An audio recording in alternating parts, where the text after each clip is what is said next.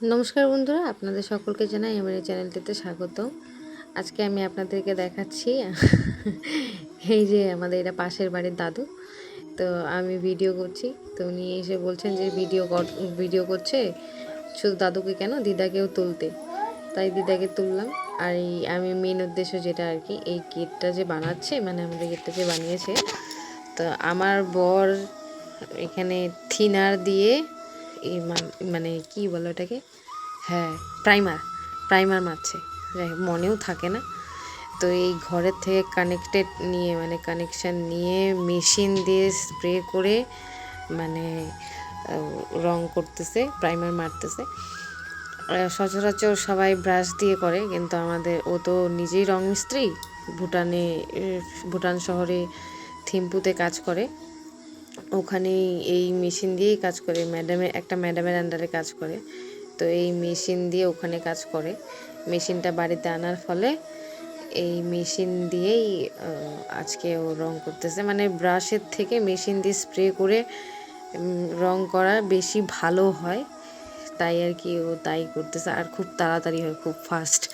মানে কিভাবে কি রং মেশায়, তারপরে রং মিশিয়ে খালি উপর নিচ করার ব্যাপার নাই, লেবেলের ব্যাপার নাই, নেল পলিশের মতনও ব্যাপার নেই, শুধু স্প্রে করলেই হলো যেভাবে পারো, কিন্তু লেভেল অনুযায়ী স্প্রে করতে হবে। এই যে এটা হচ্ছে প্রাইমার, থিনার দিয়ে এই মিশিয়ে এই ঢাললো, তারপরে এটা বন্ধ করে স্প্রে করা শুরু করে দিবে।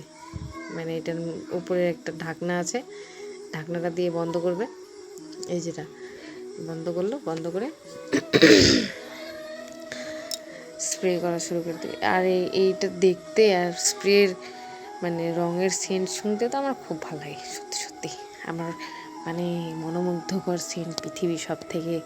কার এরকম আছে, নেল পলিশ, কেরোসিন তেল, তারপরে কর্পূর, তারপরে ন্যাপথলিন, এইসব সেন্ট ভালো লাগে? অবশ্যই কমেন্ট করে জানিও। আমারও ভালো লাগে এইসব।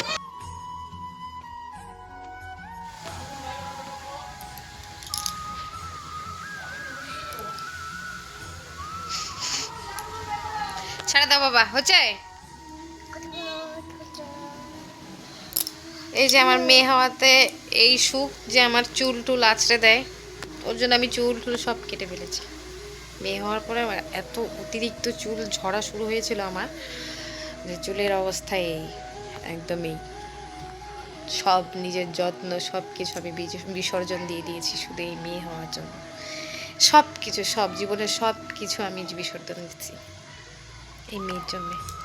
আজকে এই মেয়ে দেখো কি অবস্থা করে রেখেছে আমার। হ্যাঁ, এটা কি বাবা বলো তো? চুল হ্যাঁ, চুল।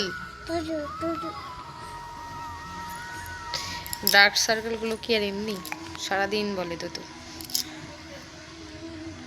টুকু?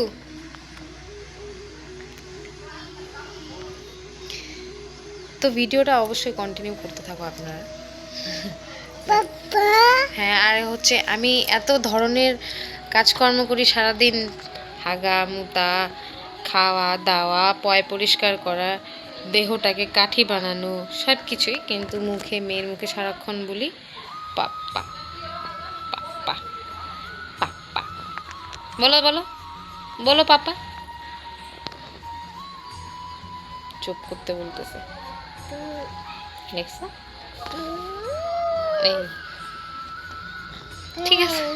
ঠিক আছে চুপ করলাম।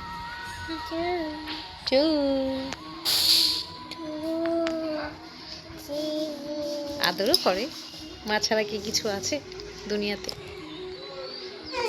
তো যাই হোক, মেয়ের সাথে শেষ করার পরে এই হচ্ছে গেটের সামনের লুকটা, সামনে এরকমই ছিল সেন্টটা, তো আমার কাছে সেই লাগে একদম।